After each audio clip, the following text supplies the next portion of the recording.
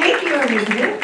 And I do want to thank the Southwest Seattle Historical Society and Maritime Washington for the wonderful opportunity to work on the development of this new permanent exhibit for your Log House Museum.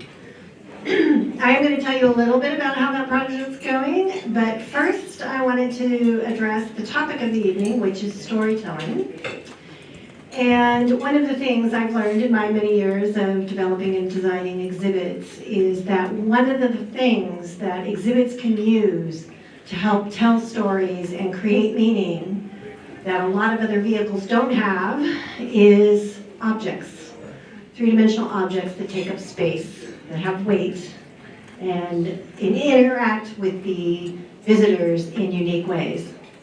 And to demonstrate this, my husband's going to help me out here a little bit as I tell the story of the time that we visited the American History Museum at the Smithsonian. And we walk into the lobby and we see this sort of largest exhibit case filled with a very everyday assortment of objects. And we walk over to the display case, at which point my husband exclaims, "Hey, that's my lunchbox!" And indeed, in this exhibit of mid-century metal lunch pails, he saw his Voyage to the Bottom of the Sea mailbox from the 1960s.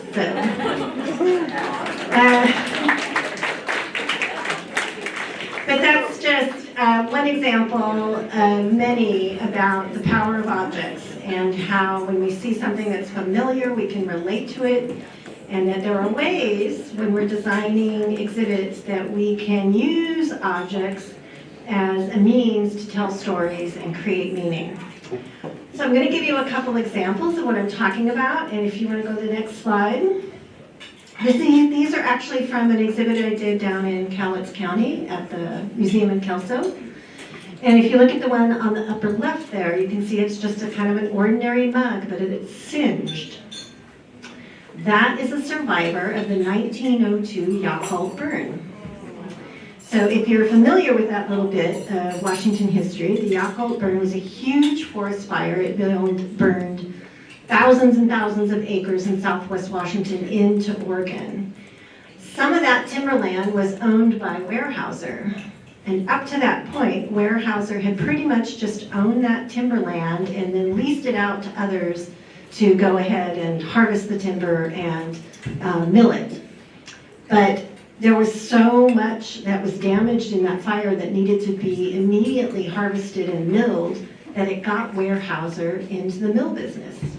So it was a huge turning point in the development of the Weyerhaeuser Company, and also a huge turning point for this community, because this community became a beacon of logging operations, not only Weyerhaeuser, but others as well. So in this little tiny object with the singe, you get to tell that whole story. And then the one right below it is another one of my favorite objects from this museum collection. You can see it's a little American flag, and then there's two little moccasins that are dangling below it. The Cowlitz tribe spent decades and decades and decades fighting for federal recognition. They finally got it, but it took decades of hard work, so they were constantly kind of battling with the US government for that status. At the same time, many of their members served proudly as members of the US military. So I found in this object kind of a wonderful and meaningful juxtaposition of those two things, of holding on to an identity and a people, and at the same time a great pride in being part of service to the US. So a real interesting object. So sometimes I like to isolate objects so they can really shine and tell their stories. And then sometimes I like to combine them with other objects, and that's what you see on the right side here, which if you spent any time looking at it while I'm talking, you can see that this is a collection of technology artifacts, mostly from the first half of the 20th century. Some of them are a little later. But you will notice that all of the functions accomplished by these objects you can now do with that little object that's hanging out in your pocket right now. So it was a way to kind of visually dramatize the development of technology over the 20th century. So that's kind of like, for me, that's the wonderful thing about doing history exhibits, is having access to three-dimensional objects that take up space in your place and that you can use to tell compelling stories about your community and its history. So if you want to go to the next slide. So I'll spend a couple minutes now talking about where we are at with the project here. So last summer, Elizabeth did an amazing job of bringing together a group of local historians and other folks who had a real understanding of this community. And we gathered at the Log House Museum, and we talked about what are the topics we need to talk about, what are the ideas we need to talk about, what are the stories we want this exhibit to tell. And then I took that information and started going through the collection. And I came back in February of, what was that, 2 months ago now, 3 months ago? With kind of a preliminary conceptual plan that showed, okay, I think this is how we might sort of organize these stories. This is how we might place them both inside and outside the museum. There is going to be an exterior element to these exhibits. And I also started looking at the collection and starting to kind of get a sense of what's in there and what kind of might really float to the surface as some of these meaningful objects. At the same time, I also provided them with some examples from exhibits I've done and exhibits at other museums, and I think Alyssa's going to recognize at least one of these photos from Vashon, just to give folks a sense of what some of these exhibit elements might look like. Objects are going to be a very key element, and I think I've explained why I think that's important.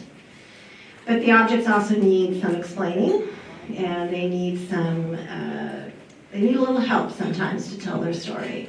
And one of the things that I'm going to be doing as I go through this design is utilizing a lot of different tools to help communicate those stories. So yes, there's going to be some text panels, but there's also going to be video interactives. There's also going to be opportunities for play. So it's going to be a little bit of everything to help really bring these objects to life and to help communicate their stories. I wanted to share at the very end here, as I wrap up, one of the things this group did back when we met together last summer was to talk about some goals, some things we really wanted this exhibit to achieve. And there are three that I'm really kind of using as guideposts as I move forward and as I continue to go to the next level of detail in planning. And these three that I'm really holding close to my heart are that the new permanent exhibit will provide a central location for visitors to explore the Duwamish Peninsula. Like a ranger station in a national park, the exhibit will encourage visitors to connect to other sites and resources found on the peninsula. The exhibit will both satisfy and challenge visitors' curiosity. They will find surprises. And finally, the exhibit will enable local community members to see themselves in the stream of the history of the peninsula. They will see they are part of an increasingly diverse community, one of many new arrivals over time. They will find in it a unique opportunity to tell their stories and hear those of the others who have lived here. So with that in mind and close to my heart, I'll be moving forward into the details of design and really selecting those objects that we're going to really highlight and to communicate all the wonderful stories of the community here. Thank you.